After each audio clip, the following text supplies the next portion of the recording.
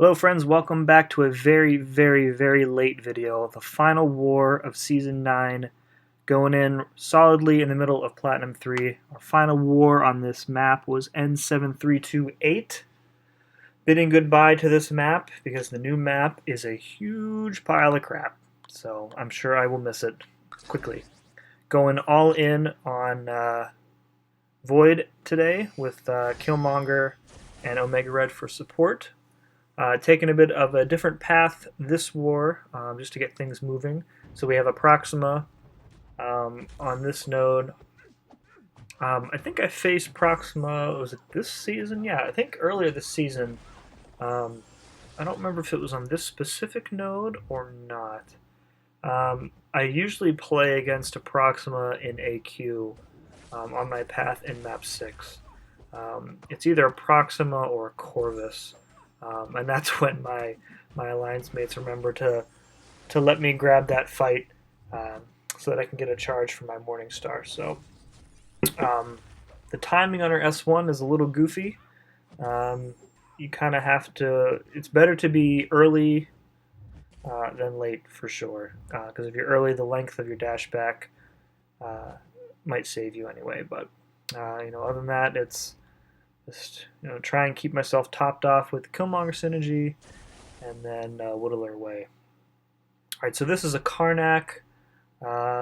Just looks like a standard node. I apologize for the lateness of this. So I mentioned in a previous video. So my wife and I had our third child about a month ago now. He's already a month old. A couple days it'll be a month old. So my time has been limited here at home.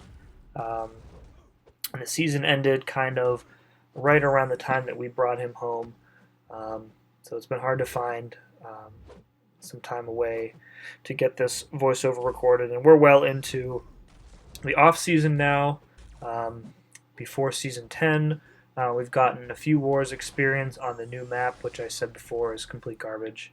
It's not total crap. I mean, I like the layout. The layout is much improved. I like how it funnels everybody to the middle for a couple mini bosses, and then you can take any path in Tier 2. You're not limited to one of 3 sections, so that's nice. I hate how long the paths are because they seem to want you to boost up a minimum of 2 times if you are boosting. Sometimes 3 if you are doing a mini and or the final boss, which is really awful. The nodes themselves, in many cases, are just wildly overpowered. There's a node called Aegis, which you have to intercept to remove some indestructible charges. There's like this not random, but you have to turn on and off the unblockable and unstoppable. It's a mess. So, speaking of messes, here's a 565 Korg in my final war on Recovery Buffet. So being as though this was the final war, I think I do pop a medium champion boost. Oh, nope, I said screw it. I just did the light boost. And a lesser health boost here. I don't remember. I'll tell you, it's been so long since I've even reviewed this video. So I had the video edited and sitting on my Mac here. I've just been waiting to do the voiceover recording and uploading. So there, I did use a medium attack boost. That's what I was thinking of. And then a combat regen because I knew this was a decent SIG level. I knew I was going to take some Thorns damage back here, so that helps. So basically just parrying. Parries are kind of working against me right now, giving him those extra rock shield stacks, but it is what it is. So you can see I've already taken close to 12% damage just from blocking. And the Thorns damage back, but I did get lucky and get a Petrify up, which is nice, so that'll help me when I'm trying to bait out a special 2.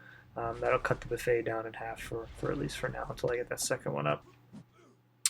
Other than that, it's a standard Korg fight. It's really just a matter of outlasting the Thorns damage,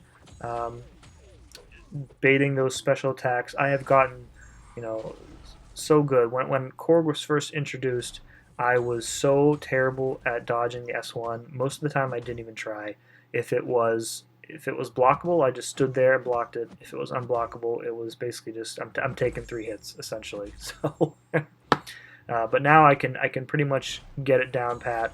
As I say that, of course, I just missed the timing on that one and get hit. But getting a bit unlucky here with the debuffs. Forced to use my special 2 with his rock shields still up, so he eats both of those power sting debuffs. And now, I'm looking at my health. I'm at 25%, and he's at 60% still, and we're halfway through the fight, and it is not looking too good for Void here. So, doing what I can here. You can see the buffet regen is cutting off quite a bit of his health. So it's really just, I'm trying to extend this fight long enough for the degen and the buffet, the petrified, to kill him. Because if I have to play this fight straight for the rest of the 30% health and my 9% health, the Thorns is going to kill me. So, really, it's just, if he doesn't want to throw his specials, that's great. I managed to get the power sting on him that time, and right at the very end, he goes down, and I'm glad that I got through that fight, but I had the health boost on, and now I have to just unload potions into Void to heal him up because it is not going to get any better. I knew going in that I had an Iron Man on the next node, and that is always quite a bit of block damage, and you can see there's that 5-star unduped Cosmic waiting for me, and I was just dreading it. I knew what it was going to be going in. I was dreading it, and you'll see when we get there that it's pretty much all of my fears confirmed. So we'll get to that. So this is Tony Stark on the last node, whatever node this is. What's the number in this? This is node 38. The last time I fight an Iron Man on node 38. A bit maybe wistful about this being the last war on this map. I feel like I've kind of really owned my path the past probably 3-4 seasons. There was the one season when I was over on the left side in Wrecked, but before that, when I was with EM Pro, and the last few seasons here with Rogue Tech, I took Path 7, and I take a lot of pride in my dependability on this path. I rarely die. I've had 2 deaths to this point in this season, which is, some people die. I'm not calling anybody out or anything, but it's easy to die in this game, in war. Some people die a lot more than I do. Some people never die ever, which is great. But I guess what I'm trying to say is that I will probably miss this path, especially with what's coming up for this game mode, and how I've kind of lost my enthusiasm for it because of the upcoming changes. I think they're really designed to make this mode more profitable for Kabam and less fun for the player. But we'll see. So last war of the season, last time I can call in Sentry for some backup on this node. Iron Man had his armor stacks reduced, and 1% doesn't really matter. So Sentry KOs him. That's such a great special 3, man. I love that. The fist close is so cool. All right, here we go. So this is an Annihilus, who is one of the top 3 most BS defenders ever created in this game. He gets unstoppable if you dex him. He has a 60% chance to get stun immune. His heavy attacks and the start of his special 1 closely resemble his medium, so it's very difficult to tell what is what. And even boosted up here, it's just a mess, man. This fight, and it's not even the node. Like, it's just Annihilus sucks. Like I can't even describe how mad I was during this fight. And you can see, like, it's not going awful. He gets that unstoppable, and then you try and bait out a heavy, but you can't because it looks just like one of his normal attacks, and there's just no warning. It sucks, man. This is a prime example. Annihilus is of the kind of champions and encounters that I think Kabam wants to create here going forward. Annihilus has, in general, very few counters. If you can't get rid of that Cosmic Control Rod at the beginning of the fights, aka if you don't have Symbiote Supreme, if you don't have, if you're brave enough to bring in a Scarlet Witch to nullify it right away, if you don't have some way of nullifying it immediately, you're going to have a bad time. So, there's very few counters. He has mechanics where he's immune to taunt, he's immune to power control, he's immune to cold snap and all this other garbage. It's just a terrible, terrible champ. So as you can see, I did take an L there, going back in, and I healed up pretty much to full, because I knew that there's so much crap with this fight that even with his health at around 30% and me up at full, there was still no guarantee that I was going to be able to win the fight. And as you can see, I try and do some intercepts when he doesn't have any power, and I'm just blocking his specials because they're very difficult to evade. Went in for an intercept, didn't work. He goes unstoppable. It's just, man, this fight, I'll tell you. And Annihilus is this annoying on every node, to be honest. But the nodes are only going to get worse, which means Annihilus and the other crap defenders that are forthcoming, I'm sure, are only going to get worse too. But enough complaining about Annihilus for now. So we finish up our war with a 6-star Green Goblin. There's absolutely nothing left to say about this fight. I fought a Goblin on this node more times than I can remember in Alliance War. Some days it goes better than others, but I think this one it goes pretty well. Trying to think while this is playing if there's anything else I really want to speak to as far as war. So my alliance in the off season is doing no item use or item use optional, I should say. A lot of guys are still doing items. I'm not, because I'd rather conserve them.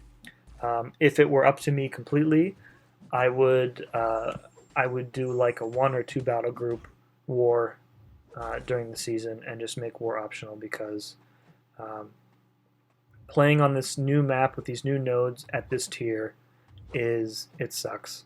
And to make matters worse, all of the really top tier alliances are pretty much giving up on war, which means their war rating has now fallen into what our range is right now.